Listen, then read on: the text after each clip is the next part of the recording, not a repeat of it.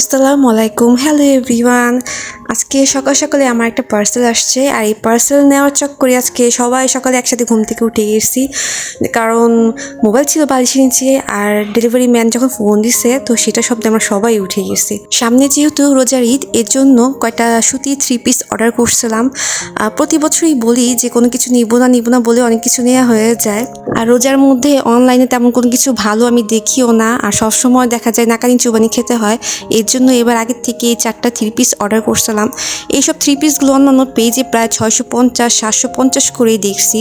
আমার আসলে তখন মন মানে নাই, এর জন্য কিছু পাইকারি যে পেজগুলো আছে নারায়ণগঞ্জের, সেগুলো খুঁজে খুঁজে আমি সার্চ দিয়ে ওগুলোর মধ্যে আমি অর্ডার করছিলাম। এই 4টা 3 পিস আমি হাতে পেলাম। তো আর মোস্টলি ইম্পর্টেন্ট থিং যেটা, আমার কোনো ডেলিভারি চার্জ আগের থেকে বিকাশ করতে হয়নি, এটা আমার কাছে অনেক বেশি হ্যাসেল মনে হয়। তো এদিক দিয়ে একটুখানি খুশি ছিলাম। তো এগুলো হাতে পেলাম।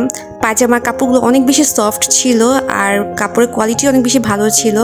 তো আপনাদের কাছে কেমন লাগে অবশ্যই আমাকে কমেন্ট করে জানাবেন। আপনাদের যদি ভালো লাগে তাহলে আমি অবশ্যই কমেন্ট বক্সে সেই পেজের নামটা উল্লেখ করে দেব, আর প্রাইসটাও বলে দেব। তো এই তো 3 পিসগুলো সব খুলে খুলে দেখছিলাম। আর আমার সবসময় কালো 3 পিস তো থাকবেই, আমি অলরেডি একটা পরে রয়েছি।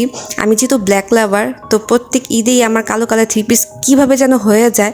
তো এই তো আমার হাজব্যান্ডও বলতেছে তুমি এবারও কালো 3 পিস অর্ডার করছো, তো আমি হাসছিলাম। এর মধ্যে আমার ছোট মেয়েও উঠে গেছে, এই যে টুনটুনি, ও আমার সাথে এসে আবার শুয়ে পড়ছে, আর আমি এখানে কাপড় খুলে দেখতেছিলাম। তো সবাই ভালো থাকবেন, সুস্থ থাকবেন। আল্লাহ হাফেজ।